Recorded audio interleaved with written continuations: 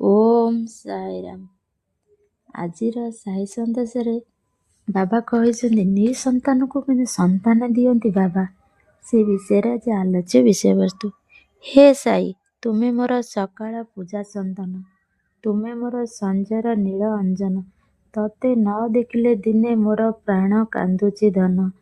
ତୁମ ସେଇ ଖିଲିଖିଲିଆ ହସ ମୋ ଅନ୍ତରରେ ଦଣ୍ଡାୟମାନ ହୋଇ ରହିଛି।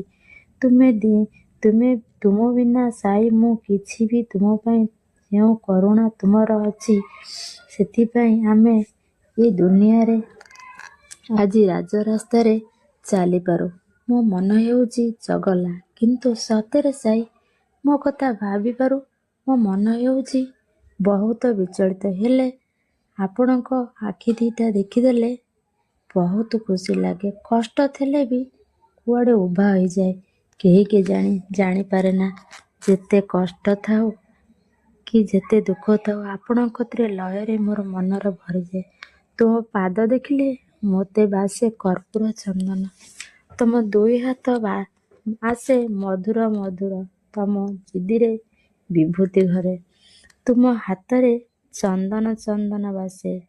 ତୁମର ସାଇ ଖିଲିଖିଲିଆ ହସରେ ମୋର ମନ ପୁରି ଉଠେ। ତୁମରି ଗୀତ ଗାଇଲେ ନା ମୋତେ ନିଜେ ନିଜେ ବହୁତ ଆଶ୍ୱାସନା ଲାଗେ। ଭାବେ ତୁମର ମୁଁ ସନ୍ତାନ। ଦୁଇ ଆଖିରେ ଥିଲେ ବି ତୁମେ ମୋ ସମାଧିରେ ରହିପାର। ସମାଧି ଭିତରୁ ହିଁ ଶକ୍ତି ମନ୍ତ୍ର ହୋଇ ଭକ୍ତ ନିକଟକୁ ମୁଁ ଆସିପାରେ। ଯେଉଁ ଦେଶରେ ମୋ ଭକ୍ତ ଅସୁବିଧାରେ ପଡ଼ିଥିଲେ ମଧ୍ୟ, ମୋ ଦେହ ତ୍ୟାଗ ହେଲେ ମଧ୍ୟ ମୁଁ ସମାଧି ଭିତରୁ ସୁଲଭରେ ବାହାରି ଆସେ। ଟିକେ ଲୋକ ଆପଣଙ୍କ ପାଖରେ ମୁଣ୍ଡିଆ ମାରୁଛନ୍ତି, କ'ଣ ଆପଣଙ୍କର ସ୍ନେହ ପାଇଁ ବା ଆପଣଙ୍କର ଆଶୀର୍ବାଦ ପାଇଁ? ଯେତେ ପ୍ରାଣୀ ଜଗତରେ ଲୋକ ଅଛନ୍ତି, କାହାରିକୁ ମୁଁ କିଛି ବିପଦ ଆପଦରୁ ସବୁ ଦୂରେଇ ଦେବି।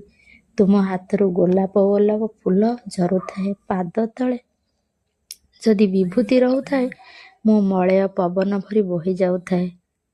ମୋ ମନକୁ ସ୍ପନ୍ଦନ ଉଠିଥାଏ। ବାବା, ତୁମ ଆଖି ତାକୁ ଚାହିଁଲେ ନା ମୋର ଝରି ଆସେ ଲୁହ।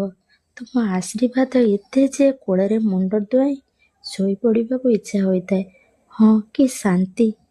ମନ କୋଳର ନିଦ ଲାଗୁ ଲାଗୁ ମୋର ଶେଷ ଜୀବନ ଚାଲିଯାଆନ୍ତା କି ମୋତେ ଅନୁଭବ ଲାଗେ ମୋ ଜୀବନର ଧନ୍ୟ ହୋଇଯାଆନ୍ତା କି ସାଇ। ମୁଁ କେଉଁଠି ବା ଥାଏ, ଯେଉଁଠି ବି ଥାଏ, ମୁଁ ଆପଣଙ୍କ କଥା ସବୁବେଳେ ଭାବେ। ମୁଁ କିଛି କହିପାରେ ନା। କୋଟି କୋଟି ଭକ୍ତଙ୍କର ଆଶ୍ରୟସ୍ଥଳୀ ମୁଁ। ତୁମକୁ ଧନ ନାହିଁ, ମନ ନାହିଁ। ମୋ ପାଖରେ କ'ଣ ନାହିଁ? ବାବାଙ୍କୁ ପୂଜିବାକୁ ମନ ନାହିଁ। ମୋ ଭକ୍ତ ଆଶ୍ରିତମାନଙ୍କ ଗୃହରେ ଅଭାବ ବୋଲି କିଛି ରଖିବିନି। ହେ ସଦ୍ଗୁରୁ ସାଇନାଥ, ଯଦି ଆପଣଙ୍କର ପୂଜା ବିଧିରେ କିଛି ତ୍ରୁଟି ଥାଏ, କିନ୍ତୁ ତାହା ଦୟାକରି କ୍ଷମା ମାଗିବେ ସାଇ। ଦିନକର କଥା, ମଧ୍ୟପ୍ରଦେଶର ଘଟିଥିବା ଅଲୌକିକ ଘଟଣା। ନିକଟସ୍ଥ ଏକ ପଲ୍ଲୀ ଗାଁରେ ଅମିର ଓ ରାନୀ ନାମକ ଏକ ଦମ୍ପତି ବାସ କରୁଥିଲେ। 4 ବର୍ଷ ଅତିକ୍ରମ କଲା ପରେ ତାଙ୍କର କୌଣସି ସନ୍ତାନ କୋଳକୁ ଆସିନଥିଲା। ଦୁଃଖରେ ଭାଙ୍ଗି ପଡ଼ିଲେ ଦୁହେଁ। ଧନର ଅଚାଳ ସମ୍ପତ୍ତି, କିଛି ଅଭାବ ନାହିଁ। ଗୋଟିଏ ଛୁଆ ନଥିଲେ।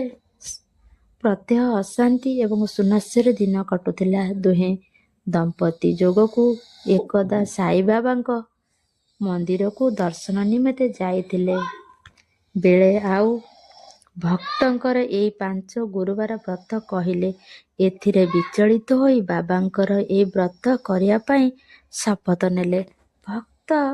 ଭକ୍ତଙ୍କ ପରି 4 ଗୁରୁବାର ବ୍ରତ କରି ତଥା 21 ଖଣ୍ଡ ବହି ପଠନ କରି ବାଣ୍ଟିଥିଲେ ଓ ବଚନ ଦେଲେ। ଦିନ ପହର ଦିନ ଗଡ଼ି ଚାଲିଲା। ଯେଉଁ ରାନୀଙ୍କ ପାଇଁ ଗୁରୁବାର ବ୍ରତ ସମାପ୍ତ ହେଲା, ଠିକ୍ ସେଇଦିନ ତା ପରଦିନ ସେ ହଠାତ୍ ଘଟଣା ଘଟିଲା। ପୂର୍ବରୁ ଦେଇଥିବା ନିଃସନ୍ତାନ ନାସ୍ତିକାର ସମ୍ପୃକ୍ତ ଡାକ୍ତର ସ୍ୱାମୀ ପରୀକ୍ଷା କରି ସନ୍ତାନର ପରିବାର ସହ ପ୍ରତିଶ୍ରୁତି ଦେଲେ। ସୁତରାଂ ରାନୀ ଯେତେବେଳେ ସ୍ୱାମୀଙ୍କୁ ନେଇ ହସ୍ପିଟାଲ ଗଲା, ଆଶ୍ଚର୍ଯ୍ୟର ଘଟଣା ଘଟିଗଲା। ଡକ୍ଟର କହିଲେ, ଆପଣଙ୍କର ପିଲା ରହିଛି। ଆପଣ ଆଉ ଭାବନ୍ତୁ ନାହିଁ, କିଛି ମନ ଦୁଃଖ କରନ୍ତୁ ନାହିଁ। ରାନୀ ବାହାରେ ପଡ଼ି ଡକ୍ଟରକୁ କହିଲା, ନା, ଏଇଟା ଆମ କୃପାରୁ ନୁହେଁ, ଏ ସାଇଙ୍କ କୃପାରୁ। ସାଇଙ୍କର 5 ଗୁରୁବାର ବ୍ରତ କରିବାର ଶେଷ ଦିନ ମୋର ପିଲାଟିଏ, ସନ୍ତାନଟିଏ ମୋ ଗର୍ଭରେ ରହିଛି। ମୁଁ ସାଇଙ୍କ ନାଁରେ ଏ ବ୍ରତ କରିଛି। ଆଉ ଯେଉଁ ପିଲାଟି ହବ ମୁଁ ତା ନାଁ ଦେବି ସାଇ। ଆପଣମାନଙ୍କୁ ଭିଡ଼ିଓଟି ଯଦି ଭଲ ଲାଗିଲା, ଲାଇକ୍, ସବସ୍କ୍ରାଇବ୍ କରିବେ।